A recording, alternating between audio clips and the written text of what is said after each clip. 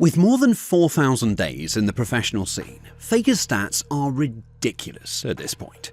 He sits first in almost every category, both regional and international. With a total of 9 skins as of today, Faker has more skins than 62 champions in the league. That's going to be at least a third of champs in the league. Those stats were just the tip of the iceberg, and with this recent news of Faker re-signing to T1 for 4 more years, the stats could be further altered. Sure, this man is the undisputed GOAT of the game, but right now he is living up to his original title, the Unkillable Demon King. This is how Faker stood tall against the test of time, a feat that no one else could ever do. Let's dive into it. One's pop, and Faker finds them all! Gumayushi, Carrier, and Faker will not go quietly into the night! Form is temporary! Faker is forever! On April 6th, 2013, Faker debuted in SKT T1 during the OGN Champions Spring Tournament. He was against an established mid laner at that time, CJ Blaze Ambition. Actually, look at this, a big tower dive. They're going to come down this bottom lane. Captain Jack the first target, and Lustboy's not going to escape either, I don't think. He's going to flash. Maybe we'll get away. No, there's the spear. A double kill for Faker. What a statement by this solo queue hero. Man. So actually what I think happened right there was that Ambition hit 6 and he was in the middle of his... Mandu's looking brave, but Faker claims another one. So Faker at 7.5 minutes is 4-0-0 on Nidalee. He's going to go back. While most of the rookies will do their best to make the smallest mistake in their debut game, Faker chose to be aggressive. That solo kill of Faker on Ambition during the laning phase looked silly in hindsight. But back then, no one would pounce during the split-second animation of Kha'Zix's evolution process. That alone really tells how aggressive Faker is. And if that wasn't enough, he immediately created more impact on bot lane. As T1 circled the enemy under the tower, Faker arrived for the feast. He lunged to kill all of them, getting 4 kills in just 7 minutes. Faker continued to create a name for himself as this Z outplay happened within the same year. The casters couldn't believe what they just witnessed as this so-called solo queue hero solo killed another mid-lane veteran. Faker kept on elevating the professional scene within his rookie year, marking the birth of the Unkillable Demon King. Entering his first international tournament, fans are already starting to recognize the man in the mid lane. All aboard the Korean hype train, SK Telecom G1 for the championship. Hands down, I've got my tickets here. I got tickets to the Korean hype train, and Just like what we all know, Faker won his first Worlds trophy in his rookie season, and that was just the start of his dominance. In the succeeding years, League of Legends became his personal playground. Faker made everyone catch up to his insane mechanical skills as he single-handedly raised the bar for mid laners. His carry performances were so stunning that he made mid-lane assassins look insane in his hands. In fact, his LeBlanc went on a perfect score, holding the undefeated record from his debut up to 2015. OQ denying Faker the LeBlanc Penta. It's okay. I gotta say, that was one of the better Frost Queen's Flame uses by Wolf there too. Just yet another great play by him. Oh, he got it! How in the world did he get that pentakill? For further context, let's break down Faker's world standings for the first 5 years of his career. In 2013, his rookie season, Faker won Worlds, only dropping 3 games the whole tournament. SKT-T1 then failed to qualify for Worlds in 2014, since more Korean teams were rising that year. In 2015, SKT merged their 2 teams, as Easyhoon and Faker took rotation for the mid lane role. This move allowed SKT to earn their second world title, with only a single loss in the tournament. By the following year, Riot implemented new rules to limit the roster of teams. Because of that, SKT made their decision, and they chose Faker to be their main man in the mid lane. It was indeed the right call, as Faker turned into a true demon, carrying his team in Worlds 2016 and winning the finals MVP. He continued to do this carry performance up to 2017, but this time he fell short in the finals. In summary, Faker reached the Worlds finals 4 times and won 3 of those, just in the first 5 years of his career.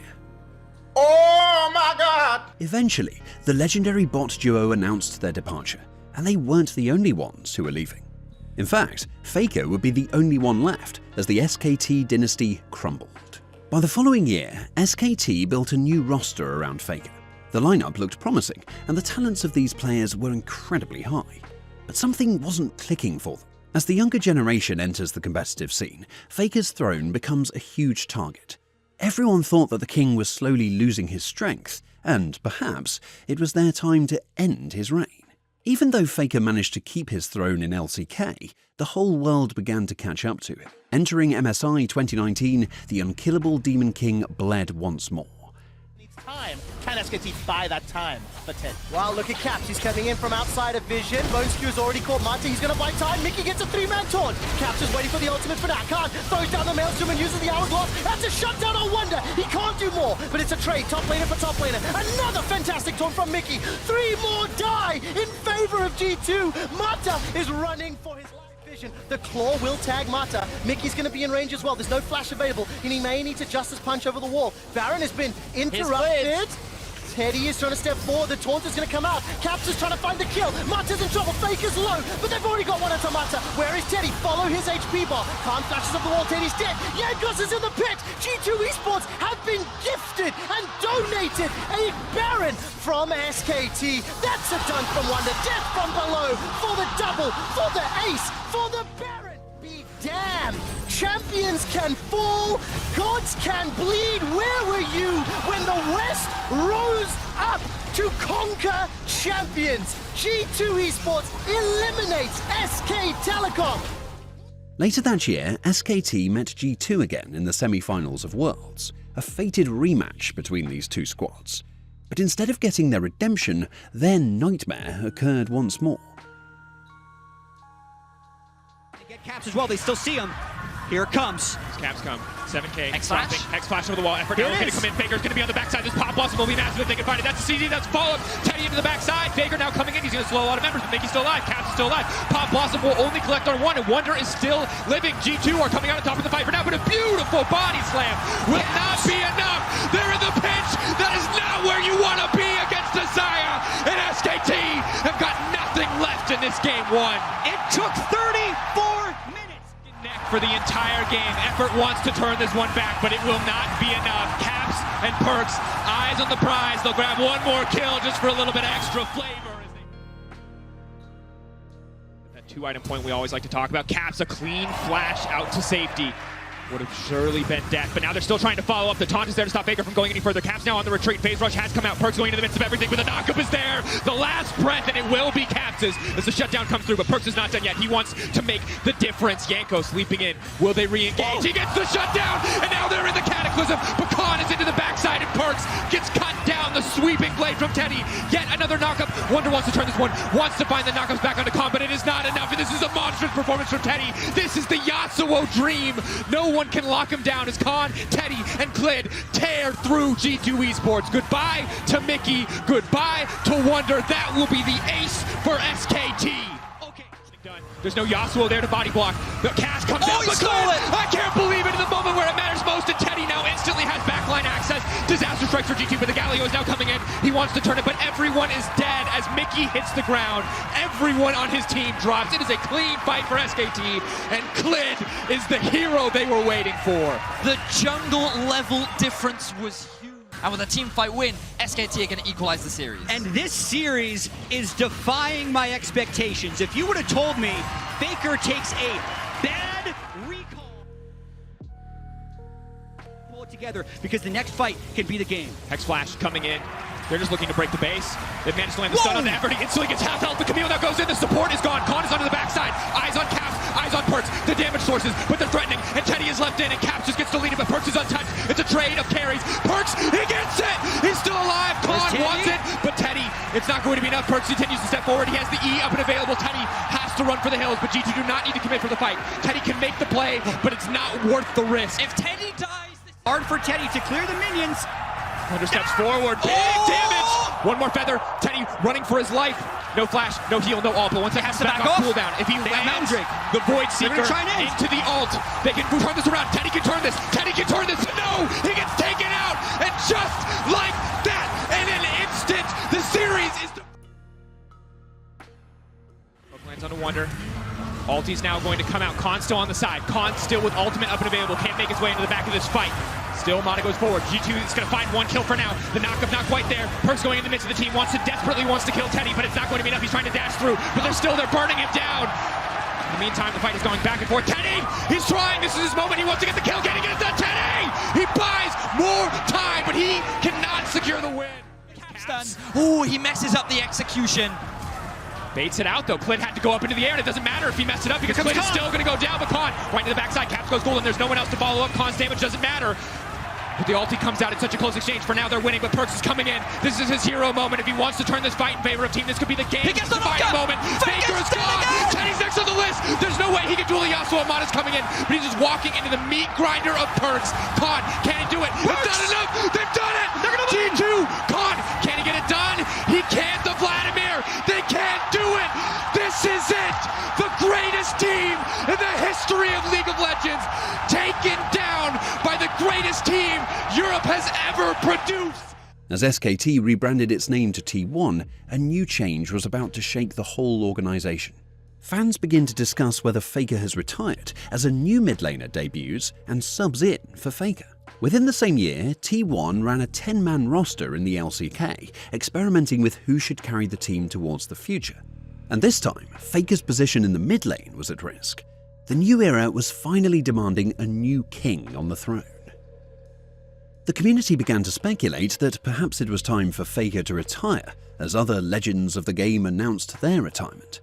Faker turned 24 in 2020, and pro players don't usually play that long, particularly in League of Legends. Pros usually will do less than a decade run before a new protege takes up their mantle. To put more context on Faker's run, here's a graphic that highlights his achievements in the first half of the decade versus the latter.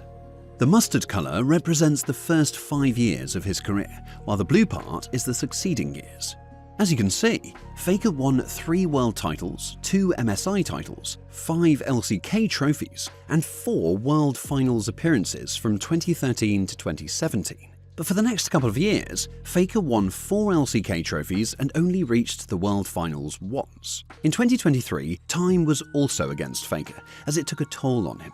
He was supposed to be the leader of the young roster, but due to his injury, Faker must sit back and watch his team. Poby, a young mid laner from T1 Academy, was called up to fill Faker's shoes. However, the rookie cannot handle the pressure that Faker has been enduring. T1 crumbled during the absence of Faker. You know when Goku heals from the pod while the rest of his squad got blasted by Frieza? Well, that was the best way to explain how T1 endured their LCK Summer 2023 while Faker rested in the healing pod. And just like how Goku comes in to save the day, Faker does the same.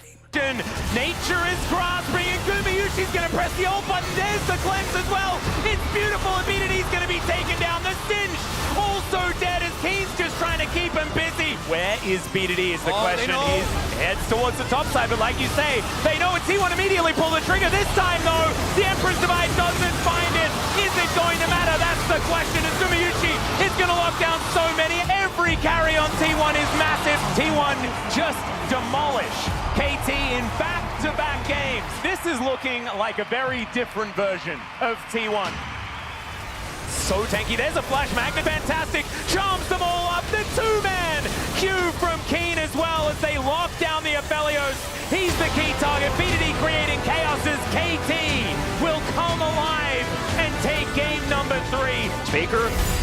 Okay, there's the pop blossom. Featherstorm is going to be there to react, and Faker just dies.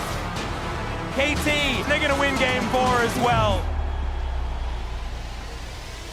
Now the dive comes through, but aiming is still alive. Zeus is down incredibly low. This Elder as well is going to be taken by Cuz. What the heck?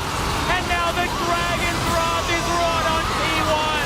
They are going to push mid here. It's so hard to push down against the side. It's a flash ball, and Gumayushi is going to go up into the sky. Cuz will be taken down, and Gumayushi is going to hold on. Yeah, the front door was open. They leave the Baron. There's a flash forward from Gumayushi. The cage is down. BDD avoids the Featherstorm, and it does not matter. Gumayushi grabs the double. T1 qualify for the World Championship. From his downfall in 2017, Faker rose again to reclaim what was his. T1 did not just qualify for Worlds, they were ready to stop anyone who dared to touch Faker's throne. SK team falls away. Faker stays standing. T1 stays standing. The last light of the LCK burns bright, and Busan as they head to the semifinals. They've taken down LNG. It is not LPL versus LCK. It is T1 versus the LPL, and they like those odds as they move to finals.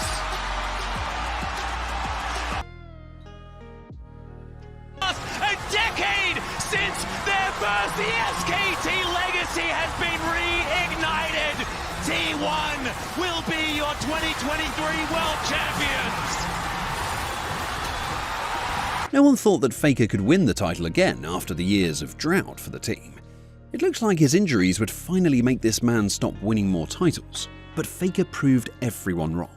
Even the test of time was no match against the Unkillable Demon King. And if you think that was it for the old man, watch him do it again in the following year. He walked towards that razor-beak pit. The Baron down to 2,000. Knight on the front line. Owner trying to get it in. Base Sealed goes in as well with the Magnet Storm's already locked up 2 members of T1. The Impale grabs 3 and they're burnt to a crisp in the river. The ammo has to be flashed away by Zeus, but BLG are taking everything and giving T1 nothing. They're looking for the game. Guma, Yushi, Owner, and Kerry are trying to defend the arrow once again from Elk. It hits Guma! He's got flash, but he's still stunned up. The Impale comes out, and Guma falls under his own Nexus towers. T1 still trying to defend. Zeus doing everything he can to keep Knight away. But BLG continue to advance. The first Nexus tower's down. Faker's back up. Trying to find something out of this game, trying to find some defense against BLG, but the oncoming masses are just too damn strong. An arm into the wall. Baker's fate is sealed as he dives the backline and dies for it. BLG come out swinging and take game. Here. Been trading with Zeus. Quickness coming out as they look to be engaged. They find Faker. So has the flash. Paranoia comes out. The pressing guard will keep Faker alive for the moment. And Carrier has a flank position of his own. Owner has the bailout on his shoulders. And Shun is already down. TP now invested from Bin or from Knight as they look to rejoin the fight. Elk goes down on follow suit. And T1 have been able to defend Faker. They keep him alive. Faker flashes. And Knight can't find him. T1. BLG's picked up. Quickness. Paranoia coming out. The quickness goes in. Gumayushi locked up here as Entrance going in as well as Knight looks for the back line. But already he needs to look at his own team because they are being ripped to shreds by T1. It was a valiant effort, but BLG find nothing. T1 will strike back in game number 2 to even it up here in London. Try as you might, T1. BLG are forcing T1 to make their final stand in this game. Owner goes in with a bolt breaker hooked in as well. The cease and desist. Silence Ultimate stolen away. A hero's entrance is followed by a second, but it looks like Baker's more like Icarus than any hero taking to the skies. Knight pumps a stopwatch. T1 go pop. Zeus locked up towards the top side. Already 4 for naught for BLG as they are looking to take us to match point. The arrow goes wide, but Faker's still here. Take a look for that flank. Will seal away the quickness from Onguest. Charm flashes in, binds 2. Equalizer in the back line as well. As Faker is not of this earth. He finds the engage. He finds everything T1 were looking for. Will bring us to game 5. On the shoulders of Faker, T1 will go to game 5. There is no one like him, not on this earth. T1 take us to Silver Scrapes. Thin. And Owner, very close here. pressure on you, shadowing strike going wide. Shun tries to dash across the wall, but immediately he's locked up, goes in with the Cataclysm. Gumayushi pops the Feather Storm. Owner looking to re-engage onto On. Shun down to half HP. Bin gets onto the back line. Gumayushi cleanses away, but Bin has already put him in the dirt. Kevy is next up. BLG find 2. T1 able to back away for the moment, but the TP behind by Bin as he looks for a little bit more. Oh, they go back in! Baker flashes in, and down goes Knight!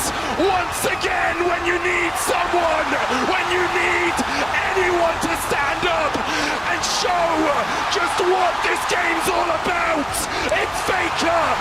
under fire. There's caught out, killer instinct in by Elk. BLG collapsing. 4 members strong. The heroes entry. Oh, Sayas! Faker joins the fight.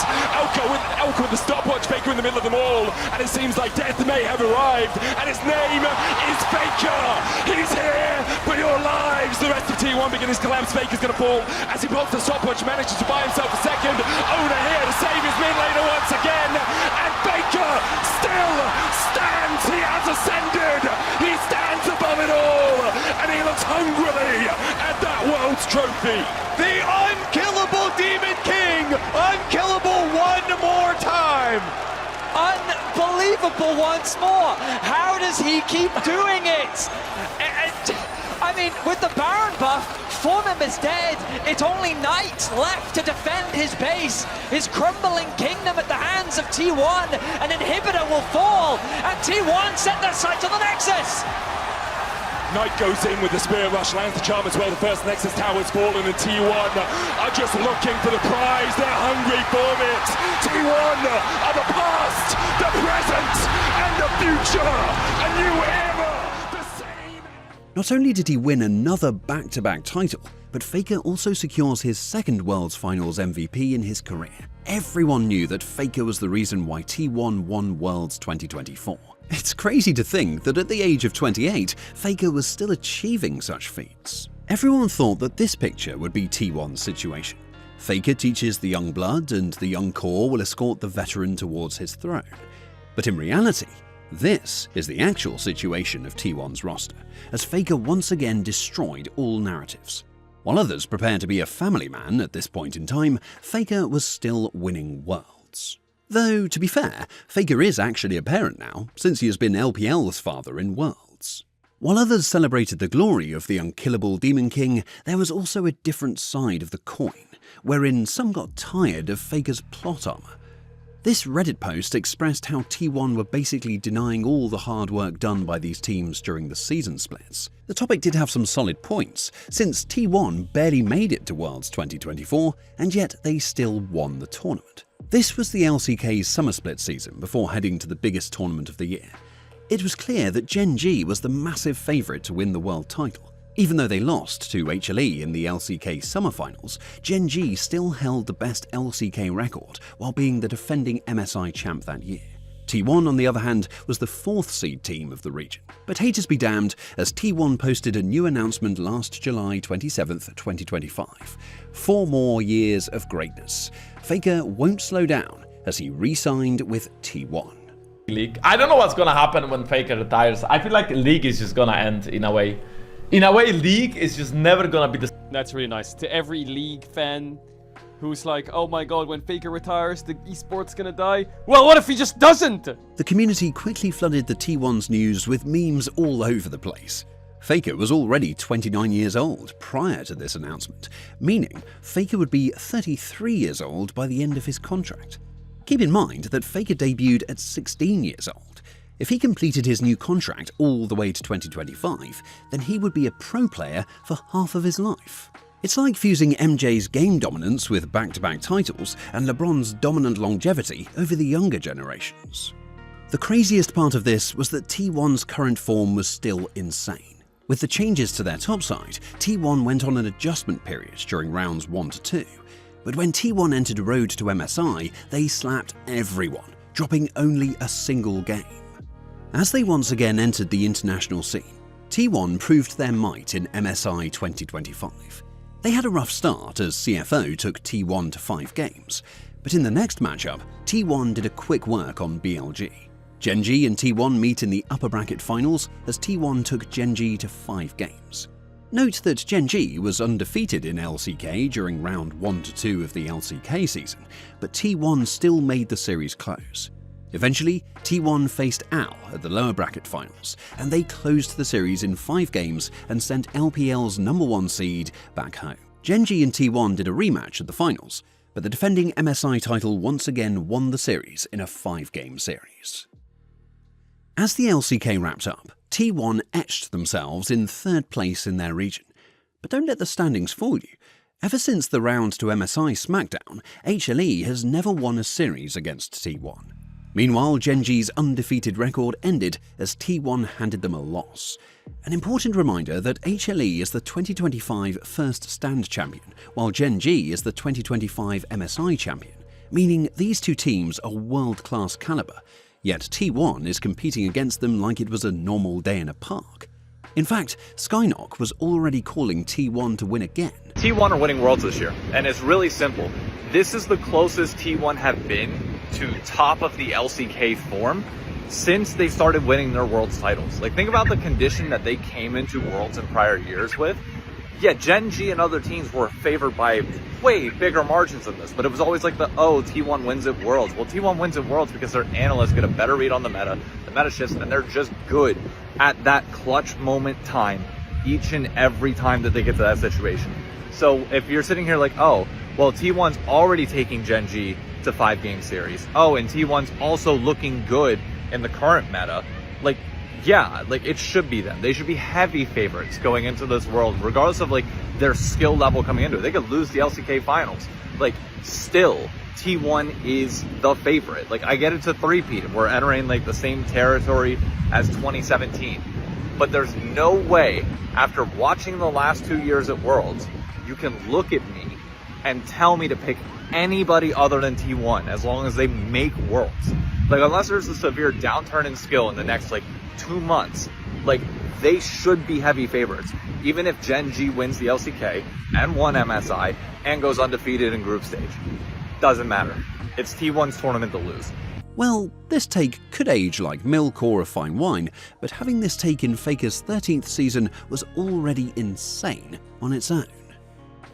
Faker's stats felt like a fever dream as he marched at his 1000th game in the LCK. Those numbers felt surreal, like someone just made random stats for fun. Faker remained a high-caliber mid laner no matter what the era was. It's crazy to think that at the age of 29, he was still one of the best mid laners out there. The list of the champions he played just proved how long he has been part of the game. The narrative about Faker retiring became a recurring yearly question, but this man was still not slowing down. Faker truly defied Father Time as he became the father of League of Legends itself. If you want more topics like this, click the like button and make sure to subscribe.